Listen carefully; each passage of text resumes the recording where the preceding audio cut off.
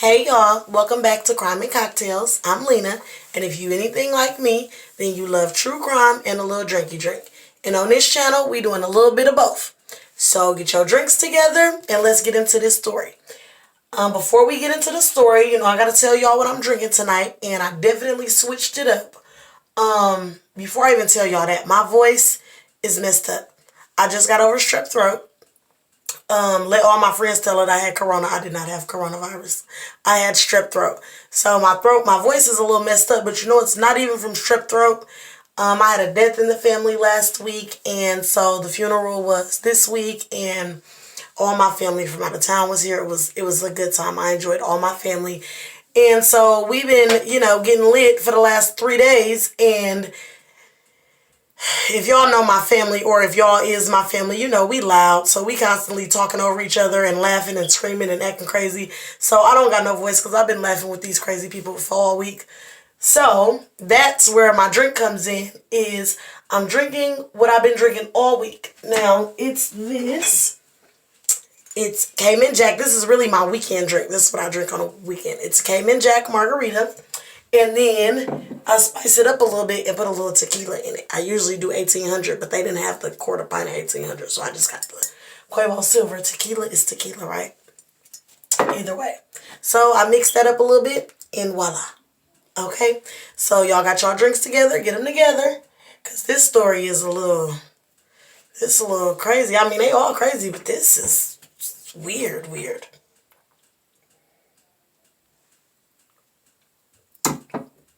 So the title that I'm going to call this is The Corpse Collector. So that's weird. And it's about a guy named Harrison Graham, who is also known as Marty. Okay, so if you hear me saying Marty, I might call him Marty sometimes. I might call him Harrison other times. Same person. Okay, well, Harrison was born September 9th of 1959 to his mother, Lillian Graham, and he was the oldest of 5 children. They didn't state, his father, or have no information about that. But it does say that Marty had been diagnosed with a mental disorder when he was 12 years old. And he also lived in a foster home for a while. And there was no details on that either. But like during his whole case and trial and everything, like his mom was like his biggest advocate, and so it's like, you doing all that? Well, your kid was in foster home for a while, so you really don't know what was going through his mind, I don't know. But anyways, she did say that he had lived in a foster home for a while, and that while he was still young, he had been classified as like learning disabled. He had like some learning disabilities. And he ended up dropping out of school like during his early high school years. Once he was an adult, he was well known around his neighborhood, which was in Philadelphia, is where it happened, and he was real well known in the neighborhood. He was like a handyman and stuff like that. Everybody knew him. They said he used to, like to play with the kids and play basketball with them, and they said he had like this like Cookie Monster, like Cookie Monster off Sesame Street, like a little stuffed animal or whatever, and he used to play with the kids with the Cookie Monster or whatever. Anyways, the building that he lived in Philadelphia, he lived there for like 4 years. So that just, lets you know that he was well known in the neighborhood, and most people liked him from what I got from the, reading and researching. Most people liked him. They thought of him as being quiet and friendly. They did say that when he would get drunk, he'd act a little crazy and be like dancing in the streets and talking in like the Cookie Monster voice, which was kind of weird to me. Like, what? Be talking in no Cookie Monster voice. But they claimed that they had seen him like with some notebooks before in his apartment, and they had like drawings of naked women and dismembered body parts, like feet and hands and breasts. And the same neighbor who said that he had actually saw Marty dangling a lady outside of his window, and the lady got to screaming, so he pulled her back in. Like, I don't know what the hell his crazy ass was on, but yeah. So some people said he was nice and he was good for the kids and there for the kids, and other people say he was dangling up ladies out windows. So I don't know. I don't know. It's strange. anyways, these same neighbors had called his apartment a shooting gallery, which I never heard of that before. But apparently that's where people went to do drugs, and they was doing this certain type of drug. And it wasn't heroin, because when I think of somebody shooting up drugs, I think of heroin. But it wasn't heroin. They said it was some cheap drugs like Ritalin mixed with something else. But apparently this was the drug going on back then. They was, going to his house to shoot it up or whatever. So that's why they called it the shooting gallery. And one of the ladies that knew him said that when you went to his house, baby, you could really get any type of drug. And he was a drug addict, but they also said that they called him a dealer too. And I don't necessarily think he was dealing the drugs, but I think they just said that because his house was the trap house where everybody went to get high. So they said you could find any kind of drugs you wanted in there. So some of the people said that, when they would go in there to get high or whatever, that they had noticed it had like a stench, like a foul smell to it, but I guess they was high and they wasn't really thinking too much on it. So they was just saying, oh, maybe it's because the toilet's broken. And, it was real dirty. They said there was a lot of trash everywhere in the house. So they wouldn't, they just thought it was from that. That's what the smell came from. So, it wasn't until August and this happened in between 1986 and 1987. So this, in August of 87, the neighbors, I guess the smell had gotten too bad, and the neighbors had started complaining about the smell coming from the house. So the landlord ended up sending his son and his nephew over to the house to evict Marty, to get him up out of there.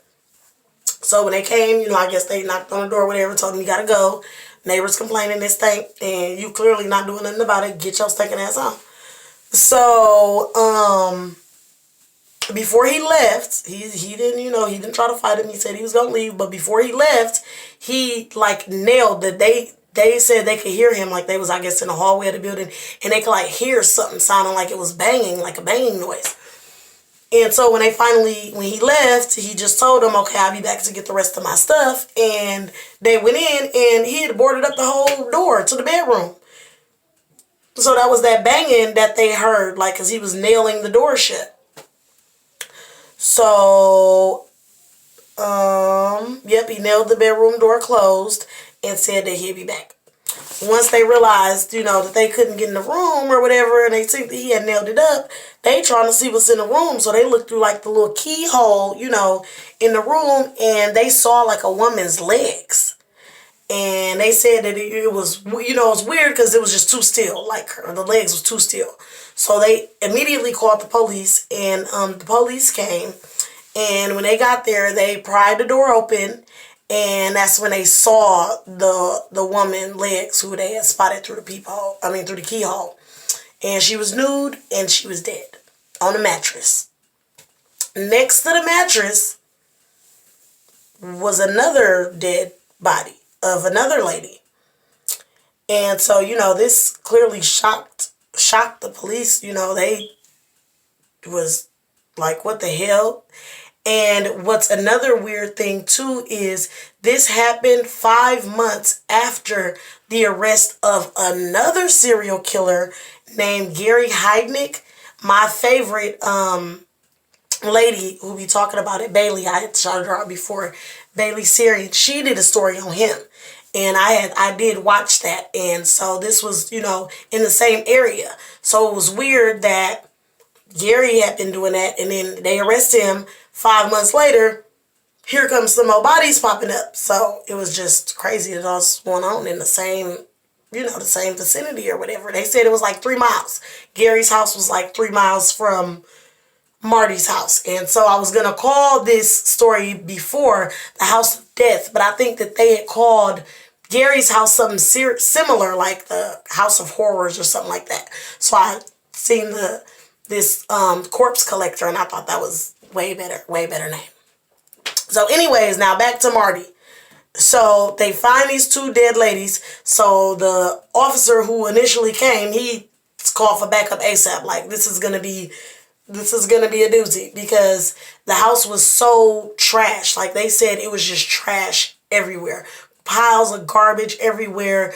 They said they believe that there was a dog in there because there were like dog feces all over, like, you know, and it was old. It wasn't like fresh. Like, this was old, just dog poop everywhere.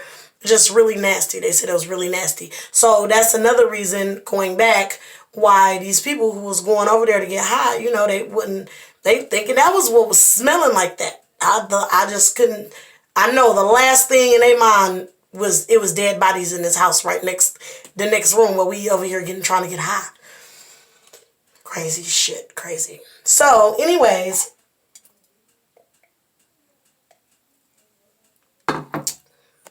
it took the police 2 days to get through all the trash and the debris that was all over this room. When they finally finished and got through everything, they had recovered 6 bodies of dead women. Some were found like wrapped up in sheets. And some were found like in between mattresses. They said he had like a mattress on top of another mattress, and in between the mattress was a lady's body. Like, and the police just like, I know he wasn't sleeping on this mattress with this dead body underneath it. Like, it was just, this was sick. This was sick. Look, cause I'm itching. It's making me itch, cause what? So, yeah, they said that they had found another body in his closet, which was also wrapped up in a sheet and bound up with some kind of electrical cords, like an extension cord or something. Then 6 days after they, you know, had found all that in his house, 3 doors down, like 3 buildings down, they found in that basement a human torso and a skull. And that was also wrapped up in a blanket and tied with electrical cords. So they kind of knew that, you know, that was one of his victims too. The victims ended up being 27-year-old Cynthia Brooks, Valerie Jamison, who was 25, Mary Jeter Mathis, who was 36. That was actually one of his girlfriends. He was dating her. They had lived together for a while. That came from his mom. His mom his mom had gave that account that the Mary lady was actually a live-in girlfriend of his.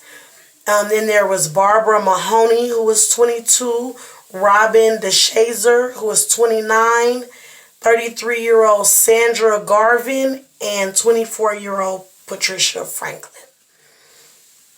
Now, Marty was on a run for days, like a week. And then his mom had finally, you know, convinced him to just turn himself in. So he turned himself in, and while he was being questioned, at first he gonna try to say, them bodies have been there since he lived here. Which, now you know damn well, them people can tell how long them bodies been in there, and they know it ain't been no 4 years. You lived in there for 4 years. They know these bodies ain't been in here no 4 years. Boy, what is wrong? So, well, they did say he was a little off. They said he was a little slow. Maybe he thought they was going to believe that, but pick a new story to stick to, buddy, because that one ain't it. So, after that story didn't work and the police told him to get the hell on, he did confess. And he said that, he confessed and did confess to killing all these women. But what he said was him and the women would get high together and that they would, you know, have consensual sex.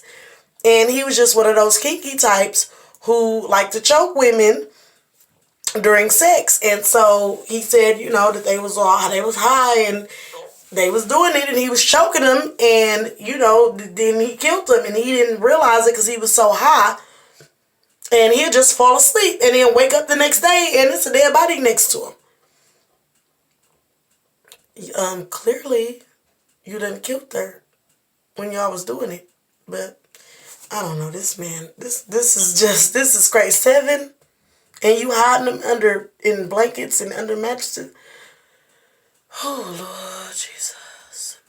Anyways, once the trial finally started, the defense, you know, his defense lawyers were trying to plead insanity. Sanity was psychotic, and he had multiple personalities.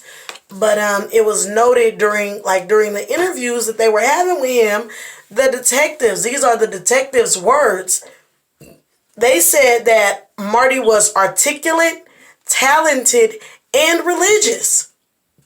And saying that when they would give him breaks, like, take a break from interviewing you, that he would sketch, the faces of women. And remember, earlier I told y'all that his neighbors said that they had seen books that he had with sketches in it. So I guess he liked to draw and stuff like that.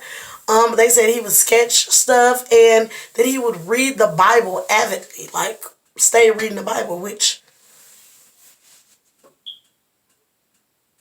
the Bible and killing people when you high just don't match. That don't match up at all. So what the hell? This is crazy. I don't know if he was trying to, maybe that was like a front, like, he was trying to, I don't know. I don't know. It's crazy though. It don't match. That don't go together. Anyways, during the trial, there were two ladies that testified against him and came forward saying that they were ex-girlfriends of his and they had also experienced this violence that he would, go in during sex, and that he was choking them out too. And one of the ladies said she thought she was dead once. Like, she thought she was dead and she had to get the hell up out of there. Now, not only did they say that they had encountered this violence, that he, would go into these fits of violence while, in the middle of sex, he told them, like, I killed one girlfriend and I kill you too, shit like that. And he was giving them, like, details. And so they was going to look for him and, like, seeing him. Like, they actually seen the bodies and all this, you know what I mean? One lady was like, she had looked out on out the window, and I guess they lived up. So the window, when you look out, it was like the roof. And that sure enough, he had one of the ladies out there on the roof, and that, like, birds and maggots was everywhere, and the birds was eating it. Oh, God, this is just too creepy for me. But, yeah, she seen that. The other lady also said that she had seen body parts that he had told her in detail, like, put her leg and her foot in the bag, and the rest of her body I buried it. So I believe that's when they found that skull and that torso. That was probably what he was speaking about. But the lady said that she did actually indeed see the bag with the foot and the leg in it. Just too much. This is too much. So they said they didn't go to police right away because they were scared. He was threatening them. Basically, I'm going to do the same thing to you. So hell yeah, they wasn't telling. So luckily, both of them did make it out alive, and they got away from him before it was too late. Now, Marty had opted for a bench trial, meaning he didn't want no jury. He wanted just the judge because he knew that once all these evidence came into court, the jury they was going to try to put him under the jail. Like, what is you doing, sir? What are you doing? What? So he wanted it to be just him and the judge, to give the judge all the power to, try to, I guess it would be better one person judging you than 12, I guess. That's how he felt. So he wanted the bench trial. He got it. The judge rejected that insanity bullshit. Like, he wasn't going for none of that. You ain't that damn crazy. You was not that goddamn crazy, okay? So the judge wasn't going. He might as well went with the jury. I don't know. Either way, your ass going down. Either way. So when it was all said and done, he was convicted on 7 counts of murder and 7 counts of desecrating a corpse, because apparently after these ladies was dead, he was still having sex with them.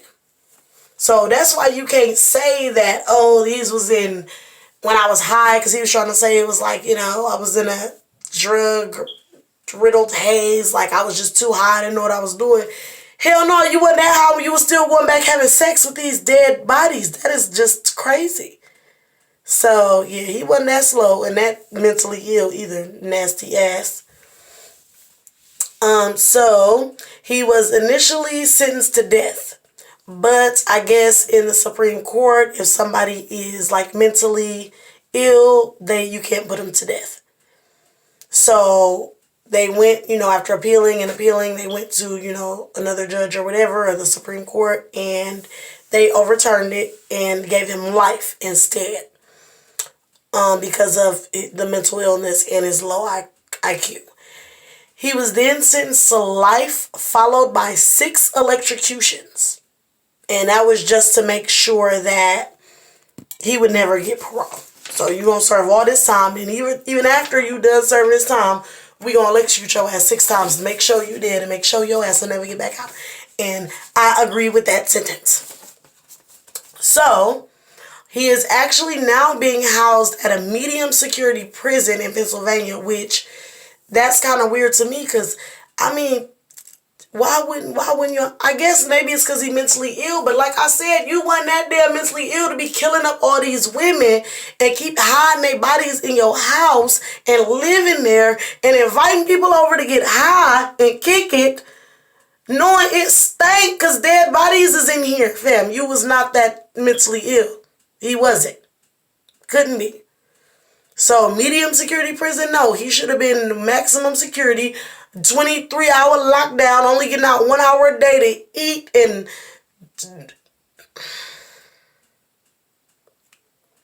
I don't know. As long as he in prison, right? I guess. But I just think that I don't know. Anyways, well, he got, the case manager or whoever, come to see him or whatever while he's in prison, actually referred to him as being mild-mannered and nonviolent. Which, was it the dope? Was it the drugs? It had to be the drugs. It had to be. The drugs make you like that because now all of a sudden ain't no drugs and you mild-mannered and nonviolent, but you done killed 7 people, chopped up some of them. Y'all, come on. Somebody. It's crazy. But, yeah, so he's there in Pennsylvania, medium security, where he's being mild-mannered and nonviolent. And the craziest thing, while in prison, he received a certificate in ministry. And he practices his faith religiously. So, are you repenting? Like you trying to make it to the pearly gates when you die? You trying to get right with God? Which don't let me go there. Because you should get right with God. You should, but you killed these ladies like that, and oh my goodness. I don't know, y'all. This was really weird for me, and even like researching this one gave me the heebie-jeebies. Like it really did, because you got these bodies just in your house. That gave me the heebie-jeebies so bad. And then he said that he had one of the bodies, like the one that was on a roof or something. He got annoyed by the birds eating at it and waking him up in the morning or some weird shit like that. And so he moved the body. The birds was getting on your nerves. So help me. Somebody please help me understand this, because this is the creepiest, weirdest shit ever. It is, and it's sick. How? And then the people who was coming over there now, I know some drug addicts. They ain't finna go get high with no stinking ass. I don't care what they try to put it off as. Don't get me wrong. Y'all know I always be like what I do and how I do it. I told y'all I'm gonna stop that. But I gotta give my opinion. I gotta tell y'all what I think, right? I think that I've never smelled like a dead body, so I can't say for sure, but I honestly think that the smell of a dead body is probably one of the most distinct smells you'll ever smell, right? I don't know. Tell me if I'm wrong, because I don't know. This is just what I'm thinking in my head. So, it's a lot of nasty smells, a lot of shit to stink, right?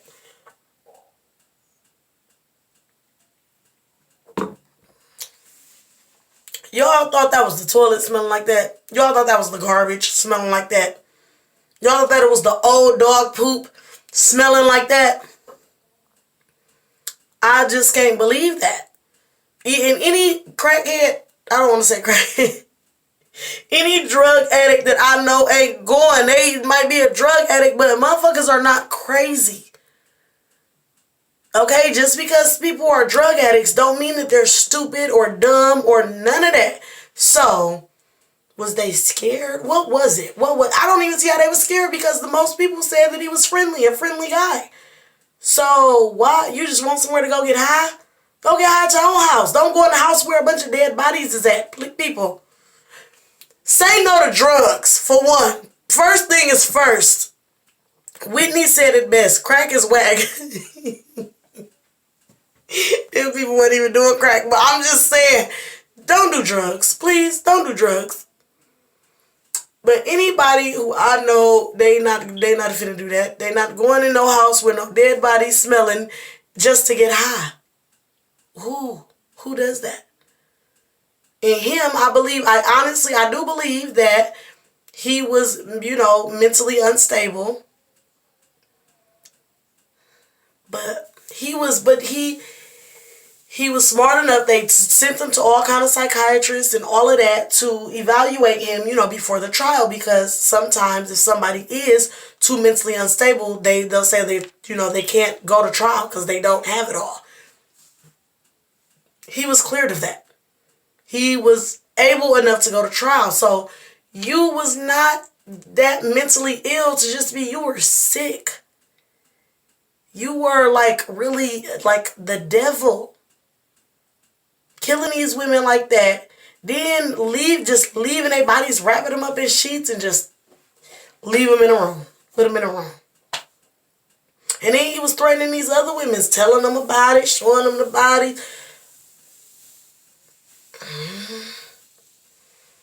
I don't know. But yes, that's the story for tonight. And I don't know what to say. I don't know. Y'all let me know what y'all think about him, because he's something else, baby. A piece of work. He really is.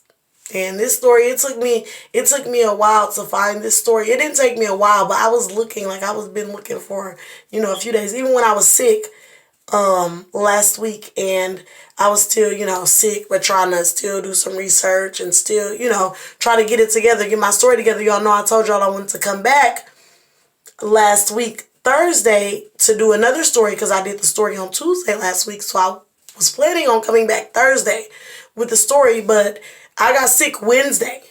And I actually even tried to call into work, and my boss, he's so stubborn. He don't just come in for a few hours.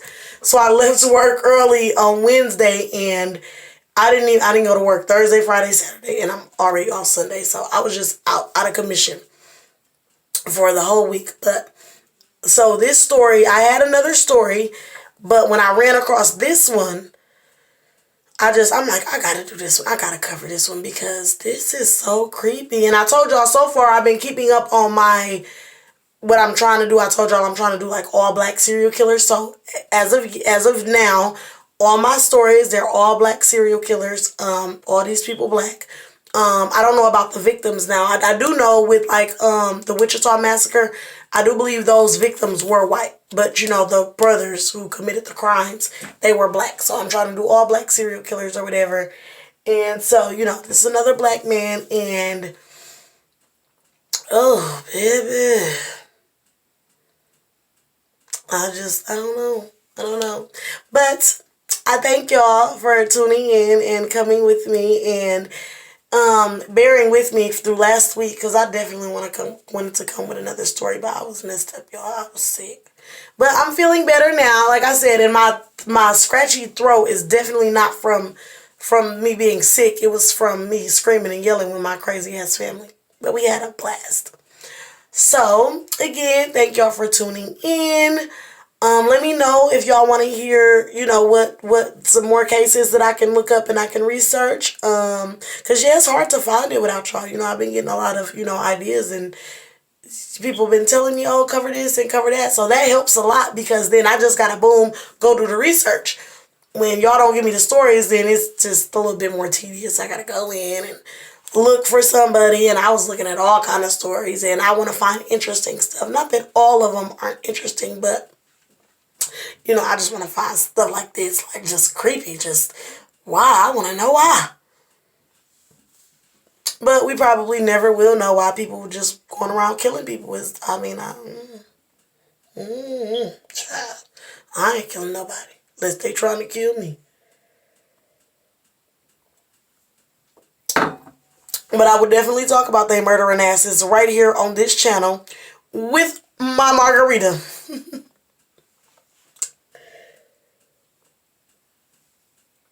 So again, thank y'all. Please like the video. Please, y'all, remember to like the videos. Subscribe to the channel if you haven't already. And make sure you click the notification bell, the little bell on the side, so that whenever I upload, y'all will be the first to know. Okay? I love y'all. Thank y'all so much. I'm still so excited about this channel and the little community I'm building. We going strong, y'all. We going strong. And another thing, too, that y'all can recommend are drinks. Because y'all know I like to get my drink on me and my drinky drink right here. So I'll just be drinking the same things all the time. You know, I'm always drinking my Moscato. If not, it be some kind of margarita. You know, and I switched it up on y'all last time. It was the little sparkling margarita. So them are my favorites, Moscatos and margaritas. But let me know if y'all got some ideas, some drinks that, you know, y'all want me to try that are good. And I will definitely try them, okay? Thank y'all again. Like, subscribe, and share the video if you really care. Thank y'all so much. Bye.